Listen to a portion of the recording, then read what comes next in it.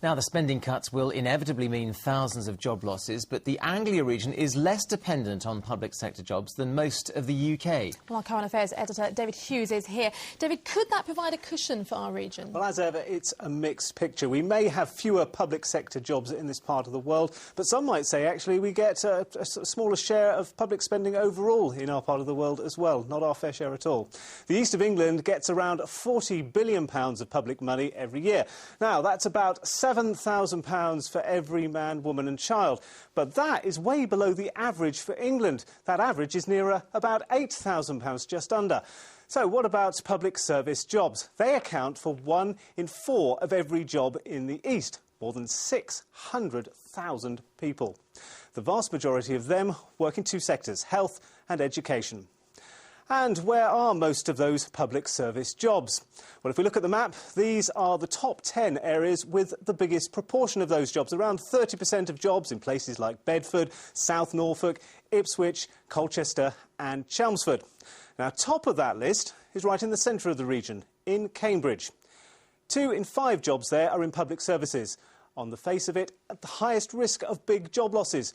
But again, most of those jobs are actually in health and education, sectors that fared relatively well in today's spending review. But we can still expect big job losses in our region over the next 5 years. The Development Agency for the East puts that number at 46,000 job losses. All right, David, thank you very much indeed for that. Right, let's head to Westminster now and join our political correspondent, Matthew Hudson.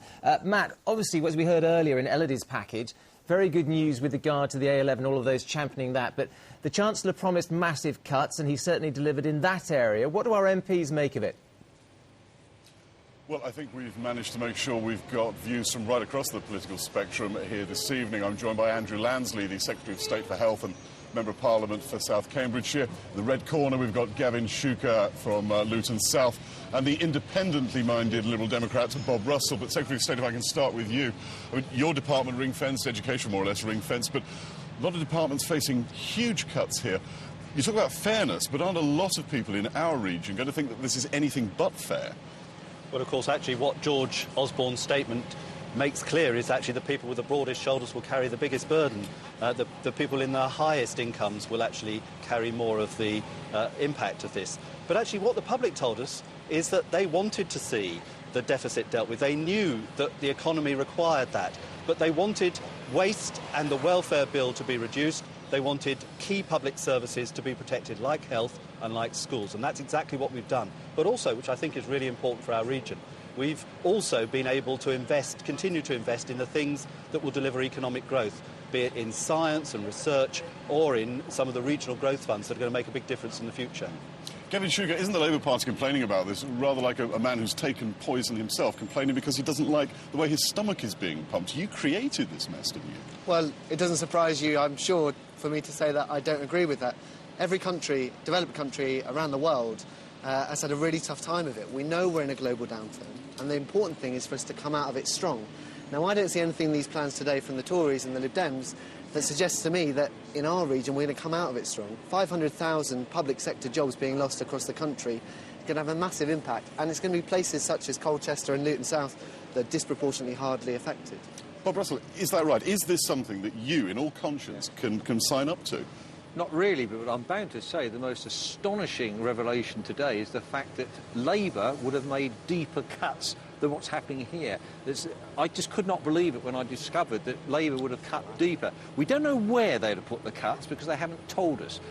I am concerned primarily over child poverty and housing benefit, because I point out when I put a question to the Chancellor this afternoon, housing benefit, if you cut that, people become homeless.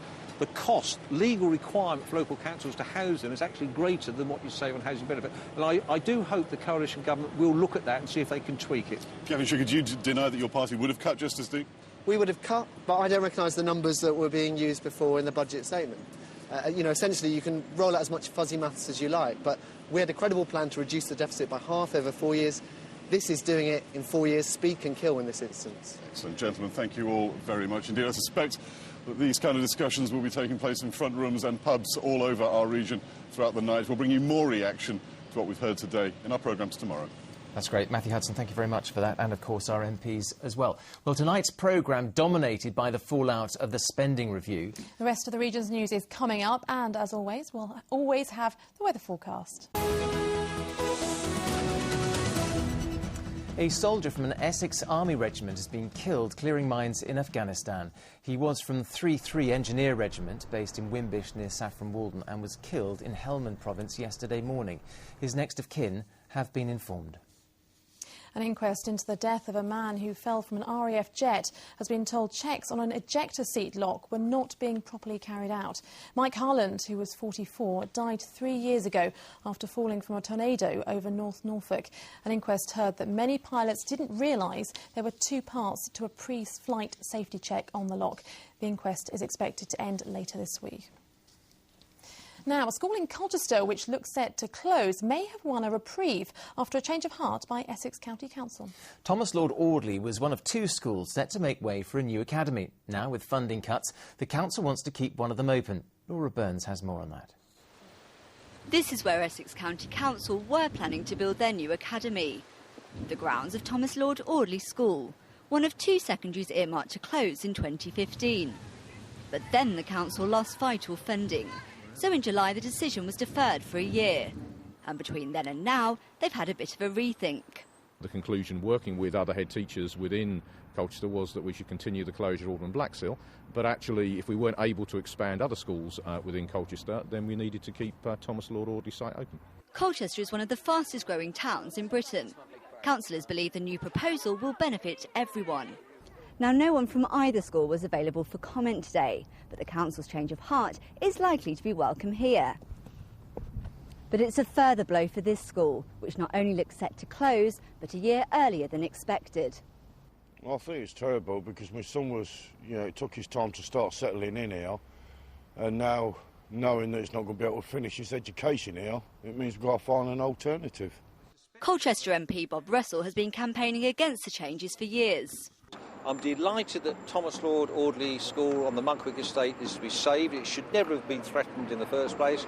But the campaign to save Audley Blacksil School will go on. If Audley Blacksil School and the places are taken out of the system, sooner or later we're going to be short of secondary school places in Colchester, as we were 10 years ago. Consultation will take place between November and January. If the proposals go ahead, admissions here will stop in September 2012. And while the doors at this school may well remain open, for hundreds of parents the matter is still far from closed. Laura Burns, Anglia News, Colchester. A Conservative MP who was hit by a train in an apparent suicide attempt has used his first speech back in the Commons to thank party whips for their support.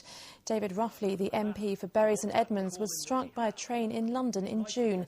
Last night he praised the whip's pastoral work while opposing a bill by the Wellingborough MP Peter Bone which would abolish them. In my case, it's resulted in my full return to health, full recovery.